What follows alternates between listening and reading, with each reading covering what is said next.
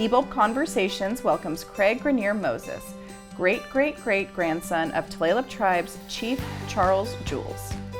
Craig shares how he and his family have worked together in tribute to their ancestry and preservation of culture.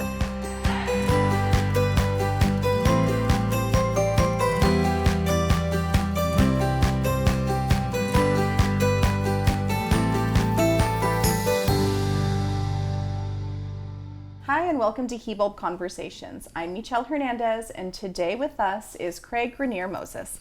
Welcome. Thank you for having me. Yeah, thank you so much for being here. Today we're going to talk about your family's ancestry, including Tulalip's Chief Charles Jules. But first, we'd like to get to know you. Can you tell us about your parents and grandparents? Yeah, my parents are Skace Pob and Lalat Kenneth and Carolyn Moses. My grandparents are Chuckub Kid and Kikis, Billy Grenier and Elizabeth Harry, and Quaquaychub and Salemtanat Kenny and Teresa Moses. Three of them are from here, from Tulalip, and two of them are from Tulalip, and my grandmothers are from Canada. Where were you born and raised? I was born in Vancouver, BC, and we moved down here to Washington when I was about 5 with my mom. And we had lived in Everett for a short time before we moved to Tulalip. Do you have any siblings? I do. I have one sister, Autumn Rose, Questanawat, is younger than I am, and but she's been working at the tribe for many years now, so she's been with the company for quite a while. Yep. How did you start learning about your ancestors while growing up? For our family, it was something that we always discussed. It was something that my mom and my grandmother really felt that was important, that they always shared our history, what we came from, what our family came from, what we represent, not only within our family, but within the community. So it was one of those things that was always expressed. And, we talk about the lineage from Charles, which there were a lot of conversations when I was younger, and then with the lineage that I have from Canada as well, that was discussed quite often. And it's just something that you hear consistently, and you just memorize, and it becomes like second nature. Just part of daily life. It is, yeah. What schools did you go to? Well, outside of when we moved down here, I did go to Everett Elementary School at Hawthorne for a short time before we moved to Tulalip. And then I went through the school system here in Tulalip, and then Marysville at the time, which was Marysville Middle School and Junior High, and Marysville Pilchuck. What did you do after high school? Well, I was intending on going to college, but I ended up getting a summer job, what I thought was a summer job, and I actually started working at the casino probably a short time after we had graduated. And I've been in the casino industry ever since. You just couldn't leave? Yeah, I mean, I worked there from 94 to 99, and then I ended up leaving for a while and traveled the country and worked at various casinos in Connecticut and California and Vegas. So it's been an experience before I decided to come back home. And when did you come back home? We moved back in 2010. So what do you currently do for the casino? I work in marketing player development. Okay. So do you have, are you married? Do you have children? Yes, I'm married. My wife and I have been married for 11 years. We have 4 children together. One of them just recently graduated. The 3 are younger. They play sports. They go to elementary school in Stanwood. And then I have 2 older children that have graduated and finished. My oldest, she finished her college. She ended up finishing her college career, and she's just been working it out, trying to figure out what it is that she wants to do next. Can you tell me the names of your children? Yeah, my mom had named my oldest children. My daughter Kaylee is named after my mom, Lalat. So it actually is Agnes James's name that my mom had carried, and then she had shared with my oldest daughter. And my son Garrett carries Chuckup Kid, and that was one of the names that Charles Jules carried. And when we moved back, one of the things I wanted to do with my children that I have with my wife that we're raising is we wanted to make sure that that we brought out names that came from the family from up north. And so my oldest daughter, my mom carried two names, and one was from Canada and one was from Tulalip, which I mentioned. Lalatsit was given to my mom years ago, and then she carries a name, Seklakis, that comes from our Canadian family, and she had shared that name with my wife and my oldest daughter. And then my son Ethan carries Kwamichin, which was my grandfather from Slayaman, and my son Liam is named Takanen. My great-grandmother named my father Takanen, which means man of the mountains, because he grew up in Darrington. And she felt it was important that she wrapped him with a name, and she just really loved my dad. And so she had come up with that and wanted to share that with him. And my youngest daughter, Maya, carries Kikis, which was my grandmother's name, and that name means she's always helping her people. So a lot of these meanings that we have, it's really important that when I teach my kids where their names come from and what it meant to the community of where our family came from, it's just because not everyone carries a name. And so they were really young when they received these names, and there are different teachings of when people receive names, if they're young or if they're older, and it just depends on what family you come from, and they decide what they feel is the best way to move forward. Thank you for sharing that with us. Is there any differences that you notice in the way you were taught all of your history and lineage versus the way you are teaching your history and lineage? I try to stick with what my parents taught me and my grandparents. I try not to go too far away from that, just because that method has been taught for generations. You say things over and over again in order for you to remember, and it becomes so ingrained in your memory that you could say things and you actually know what the history is without second guessing what that thought process is with what you carry and with names and everything like that. Yeah, tried and true. Yeah. Yep. Thanks so much for being here and sharing your background with us. We're going to take a quick break, and when we return, we'll be back with Craig Grenier Moses.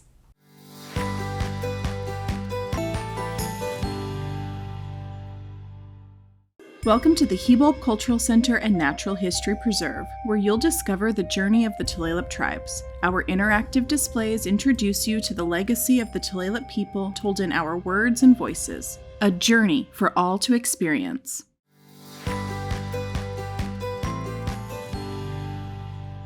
Welcome back to Hibulb Conversations. Today's guest, Craig Grenier Moses. Welcome back. Thank you.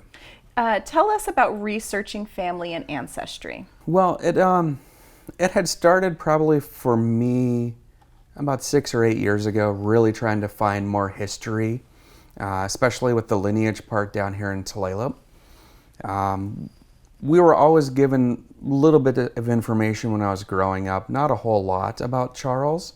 And my mom would always talk about my great aunt Esther. She would talk about information about a letter that the family had that came from the president, explaining that he was the hereditary chief of Tulalip. But we never had the letter. And so we didn't know if we would ever find the letter, but it was just something that was always mentioned. And so from there, I actually reached down to the archives down in Seattle.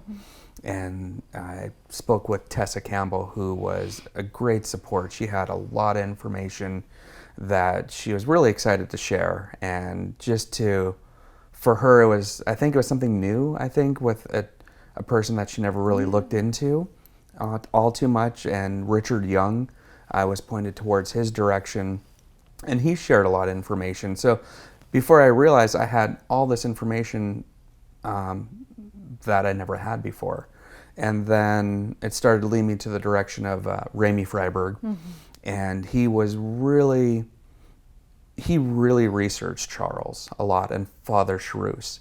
And I would sit with Remy in his office for an hour or so, a couple times, and he was really like, I have that letter. I have the letter that you're talking about. He goes, it's just somewhere saved, and I just have to find it.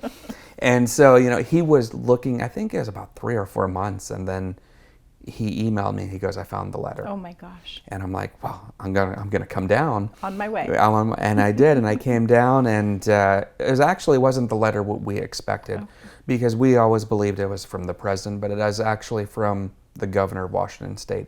And there were 2 letters that he gave me that were produced. One was stating that he was a hereditary chief of Tulalip, and the second letter was stating that he was appointed chief of Tulalip from the government. So that was something that we had never had seen before, never heard of. And so as soon as I received them, I made copies and I sent them out to all of our family that had participated with all the other work that we had done. So something to share right away with them. So it was a great piece of information. Yeah. And just all these letters and news clippings that were shared with me with the interviews that he had done.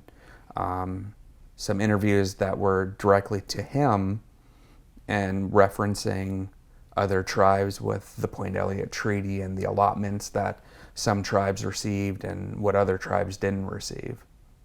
And he was reading those, you could only read so much on what the thought process was, but he seemed very thoughtful. He felt like he mentioned Soxhawtl, and that he felt like they didn't get a whole lot out of the agreement, and that he goes, they're going to be a poor tribe just because the agreements that they had in place, they just weren't there to sign with the treaty. And where did he reside? Charles? Yeah. He was allotted 160 acres here in Tulalip when they did the allotments back in the late 1800s. And what's remaining of the properties that we have now, I believe it's less than 10 acres. And that's where my great aunt Sandy lives, and Paula and Alan Cortez. Okay. Yeah. So on the quill. On the quill, yes. How else have you gathered information when researching family ancestry? I did happen to go online to look at ancestry.com. You pull up a lot of information. A lot of it seems like it's accurate. You look at some of the things, but then you start looking more into it, and it differs from what you were raised and what you heard growing up. So you could only look so much into it. I mean, there was a lot of information about Charles, but it was vague. There wasn't really a whole lot to base things off of. And when we were getting ready to do a headstone, which was a thought process I had some years back, I came up on information that just didn't make a lot of sense, but on one of the ancestry searches, it said that he was the son of Evangeline, Chief Seattle's daughter. Okay. And which to me was very surprising to read. And I couldn't do anything with it just because I couldn't corroborate that information. And my mom had mentioned that our family is related to Chief Seattle, but we just I didn't have the information to connect those dots. And when you're trying to piece things together, you can't put something out there that doesn't connect, and especially something that big. So I had to segue away from that. But that would have been a very interesting road to go down. Yes, definitely. And look, when you research that, and I was looking at Evangeline's information, it never said that she had any children. But why that specific site said that, I don't know. It's very interesting. Yeah. Yeah. So you really, even though they're supposed to be very informative, a lot of them, they just piece things together, and it doesn't add up 100%. Can you walk us through the family tree information you've gathered so far? And so Charles was married twice. He had 15 children. His first marriage, he was married to Philomena, and they had 13 children together. And of the 13, only 2 of them survived to adulthood, which was my Grandma Agnes and Grandma Stephanie Jules. Growing up, we talked about Agnes James a lot. And in culture, when you lose parents and grandparents and their siblings step in there, they start being called grandma or grandpa or aunt or uncle, and they may be cousins. So for the longest time, all I heard was Grandma James, Grandma Agnes. And When I was reading through his probate, they had Agnes James there, and she was being interviewed, and she talked about the children of Stephanie Jules, which was her sister, and she was actually the parent to Lillian James, who was the mother to my grandfather Bill, to my great aunt Stephanie, my uncle Richard, and Aunt Esther. And I'm like, oh, well, the whole time I thought it was Agnes that was the grandmother, Right. but she was the great aunt. Okay. So you start like looking at this information, and I'm like, okay, now I have to clarify and backpedal, and once you get that proper information, and then it makes a lot more sense. Stephanie had a daughter, Lillian, and she was married twice, and the first marriage was to Tommy Charles, and they had 3 children, Doug, Charlie, Joe Cooker, and my great aunt Stephanie Blackford. And then when she remarried my great-grandfather, William Grenier Sr., and he was from Montana. He was a Blackfoot native. And then they had 3 children, my grandfather, Billy Grenier, and my great-aunt Esther, and great-uncle Richard. And Richard, my great-uncle, he had 2 daughters, Paula and Terry. And then my aunt Esther, she had 7 children. So with Victor Moses Jr., Kelly Moses, and Kim Moses, Mark, Angie, Shane, and Raymond. Wow. Yeah. And then my grandfather, obviously my mom was the oldest daughter. He had all daughters. When he remarried, he had 3 more daughters, Lillian, Tina, and Tony Grenier, that all live up in Lytton now. It has my sister Autumn Rose and myself, and then my children. I love family trees. Yeah, it's a lot to look at, and there are some branches that are easier for me to remember because I grew up closely with them, and then there are others I'm like, I gotta keep looking at that list, and and even then I haven't done a good enough job to remember it. It's a lot to remember, especially at a certain time where they were married, and then the spouse passed away, and they'd go to the brother or whomever. Yes, and they remarry. Yeah, and then they have kids together, and they had it gets so convoluted. Yes, there is a lot. So even right now, I'm still learning that part of the family tree. Yeah. What advice would you suggest to other families wanting to research or document family history? I think the first advice I would give is the simplest, is talk to the oldest in your family. Yeah. You always go to the oldest to find out what information that they may have, and there are things that maybe they haven't shared just because it just didn't come back to them right away. But we always talk to the oldest in our family before we do anything, to find out information, to see if there's something that was missed that maybe we haven't heard before. And then once you start doing that, it sort of just starts branching out on its own. You talk to a lot of people that actually know your family, that aren't associated directly by relations. And you're going to find a lot of information and a lot of people who are willing to share. And once you start going down that path, the information just keeps coming. Wow. And then for me personally, every time I receive something that I didn't know, I would always share it right away. Just because the more you share with your family, the more that they learn as well. And it's something like with our family, we never really talked about Charles too much outside of the family, just within. The teachings that my Aunt Esther and my Aunt Stephanie and my grandpa had always followed was we never talked about what we came from. Because during the time when they were growing up, they thought people would think that they were bragging about what we came from. So it carried on for up until my generation. And what I learned after talking with a lot of people, there are a lot of people who didn't know who Charles was. And so I sort of put together in my mindset that if we don't talk about our history, you tend to forget what it was. And so I'm hoping that with everything that we're doing now, it sort of just brings back some of the teachings and the history of who this person was, not only for our family, but to the community, for Tulalip. Yeah, thank you so much for that advice and sharing such wonderful insight and history with us. We'll be right back with more Hibulb Conversations.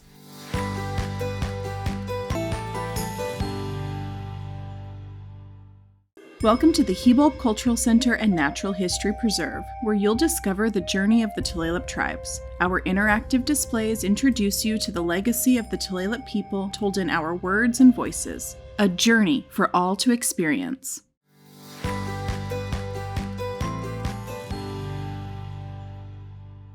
Welcome back to Hibulb Conversations. We're so glad Craig is with us today.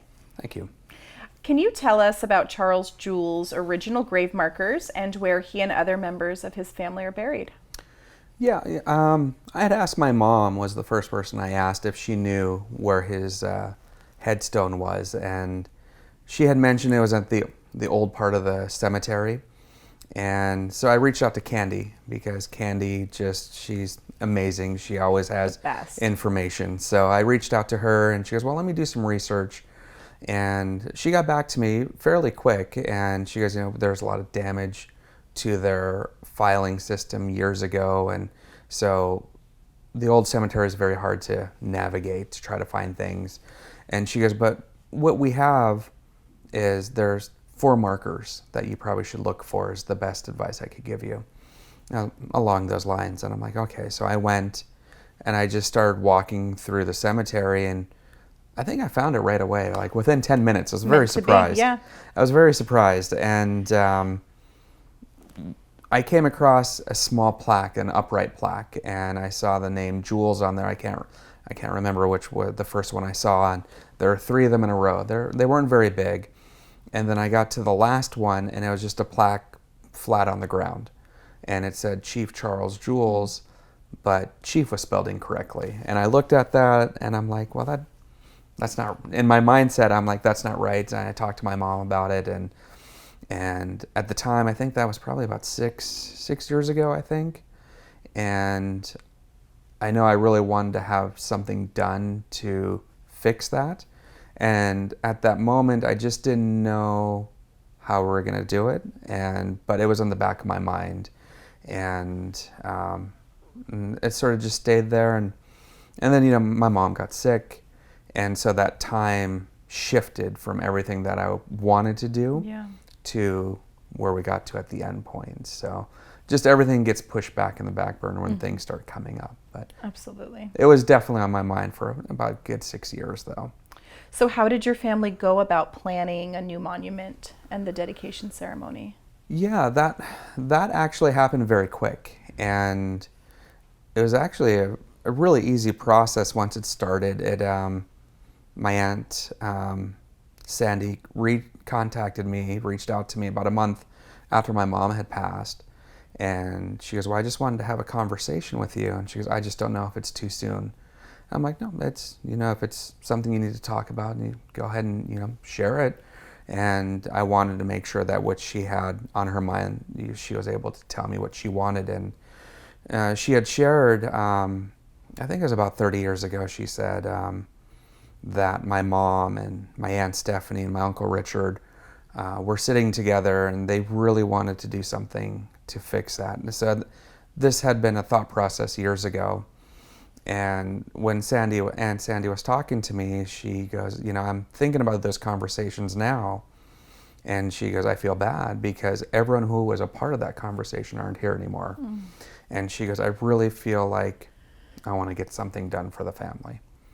And she goes, I was able to save some money, and whatever we could do, if we could do something, that would be great. And I told her I had mentioned it was been on my mind for a few years, and I just didn't know how we were going to get there. And I just told her I'll match whatever she does, and whatever she gives, I'll match it, and we'll go from there. And I started piecing together ideas, and I really didn't want to just do a regular headstone like what we all use now. I wanted something that represented who he was as a person and at the time frame that he was in. And I came up with the obelisk idea and really started going from there. And I pulled up information and spoke to Candy about it, who to go through. And she shared information of who I should talk to. And as the process started moving along, I was sending information to my Aunt Sandy, and she really liked the idea and the coloring and the design. The issue that we had, this was during COVID still, and shipping was a huge issue. And we had done the order, I believe, at the very end of September of 2021, when I finally submitted the order. And he had told me it's going to be about 12 months or so, but he couldn't guarantee how long that would be. And so we sort of had a loose timetable of what to expect and when to expect this headstone to come in, this monument piece. And so we started working together, practicing the song, organizing a giveaway for the thank yous for all the witnesses who came down for the work. And then it was May, and I was contacted that the headstone was ready. We had to accelerate our process because they can't hold the headstone. So once you order it and you pay for it, you have to have it delivered or collected and brought somewhere. So we had to really start speeding up the process. Had to get moving. Just to get things finished. Yeah. So we had to change our timetable very quickly on that, and we had to shift on the fly very quickly with that. How was the Charles Jules song and thank you dance discovered? My mom had mentioned that we have family songs and that she had some recordings. And so we had done a naming about 5 or 6 years ago, and we brought out some Tulalip lineage names for our family down here. And that's when we really started practicing one of the songs that she had. And so we would practice probably twice a week at the house for towards the end. Early on, we're meeting once a month or twice a month. And, my mom and I would discuss how we wanted the song to be sung, the order that we needed to be in. And we agreed that I think the best approach was to have the ladies lead and then the men follow behind. They talked about the song, and Mom expressed that this song was sung after Charles had meetings with his delegates or whoever he was meeting with, and he would sing the song when the meeting had finished. And so we started out with different things, with chuckwadites, with drums, and then when we were practicing, we gave the ladies rattles in our family, and it sounded different, and it sounded like that was the right thing to do. And we couldn't base it off of how it was actually sung before, so we try to do the best we can in the most respectful way, and that seemed to be the best approach to take. And then once we did that and we got closer to the naming, we did a walkthrough through the longhouse just so we could practice the song where we don't cut ourselves short and the song is finished and we're not finished walking the floor. Right. So there was a lot of things in place that we had to do to get to that point with that song. Yeah, that's beautiful. And yeah, it was great. And then, it just all came together with that naming. So it was a beautiful song, and the ceremony really came together very well with that. When and where was the ceremony? That naming ceremony was at our longhouse. Yes. Like I said, 5 names came out. We had named, one of the names that came out were to my aunts, my mom's sisters that live up in Lytton, and my cousin Stephanie, and my cousin Tim, and myself ended up coming out with new names. And one of the names, three names that came out were lineage names from our family. And my cousin Tim received the name Niscoose, who was Charles's uncle, and he was a signatory of the Point Elliott Treaty. And my aunt Tina, we ended up changing the format of her name and gave it a feminine name from Charles. So one of Charles's name was Chuck-Up Kid, and what we did, we made it a feminine form, and so she is Chuck-Up Kid Udalitza.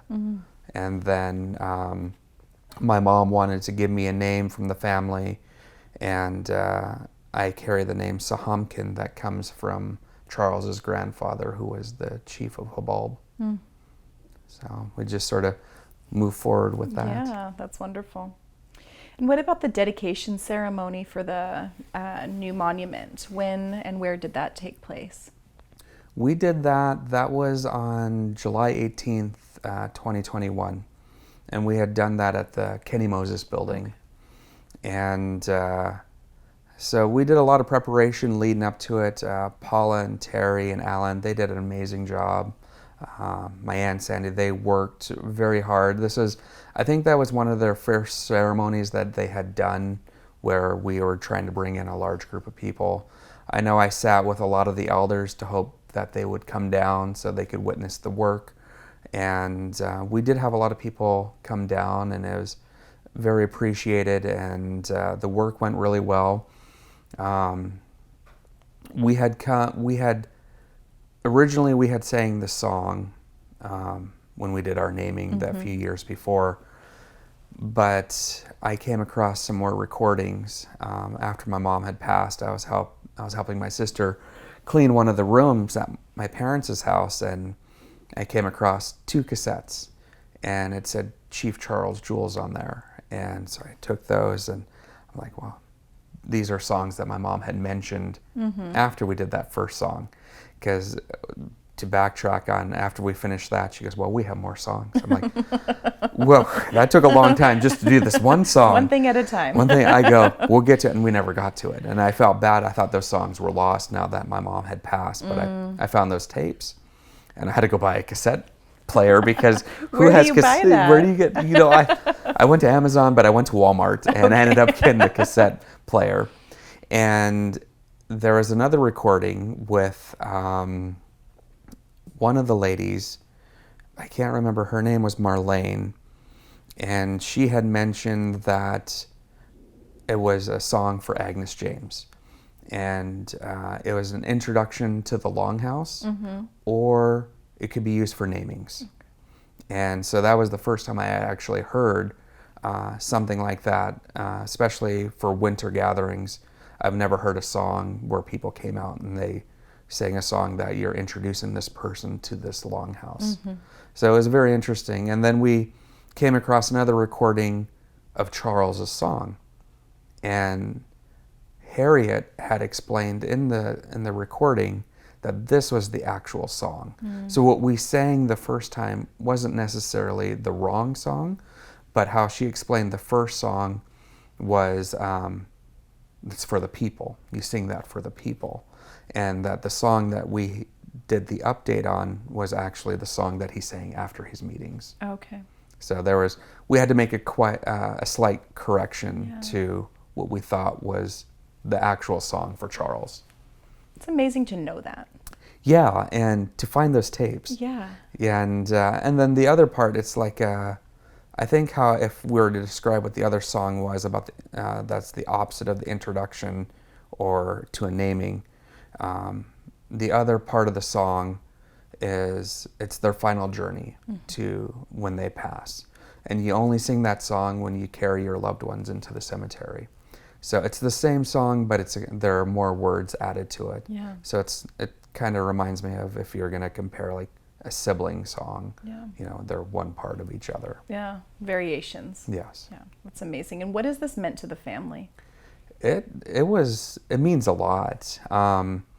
So last year we had been down at the Kenny Moses building for a ceremony in the winter, and I had suggested that we sing Agnes's song for some of the work that we were going to start. And it was a really big deal because a lot of it's in language, and I don't speak the language, and a lot of our family, they don't speak the language, Lashutsi, but the words are in language. And we practiced it, and come to find out, one of our elders down here, she goes, I know that song. She goes, we sang that song for your great aunt Stephanie back in 2010. Wow. And in the recording that I have, it was mentioned that song was sung for my grandfather Bill when he decided to walk the life of the long house and the big house. So that probably was in 1960. And then my great aunt Stephanie, they sang it for her in 2010. So this was only the third time that the song has been sung in front of the people in about 100 years. Wow. So it was a big process, and we had a very short amount of time to learn this song. I think maybe 3 weeks. And once we got down there, the focus was we're going to do the song, and then we had to start with the process of the work that we were going to do. And so for me, I was more focused on that. And after we were finished, and I was talking to my cousins who were a part of the, who were in the lineup for the song, they're like, we were really nervous. I'm like, why? Why were you nervous? They go, the whole language department was sitting right there. I'm like, oh, I didn't even have time to think about that. But yeah, if I would have thought that, I probably would have been just as nervous as them. And they'd just be so happy to hear it be brought back. Yeah. Thank you so much for sharing with us today. Thank you so much for being here. I've really enjoyed learning about how your families work together in tribute to your ancestry. For more information about the life and family of Charles Jules, visit the Tulalip History Project's YouTube channel to see the documentary, Remembering the Legacy of Chief Charles Jules, narrated by our guest today, Craig Grenier Moses. Thank you for watching Hibulb Conversations. I'm Mytyl Hernandez. Until next time.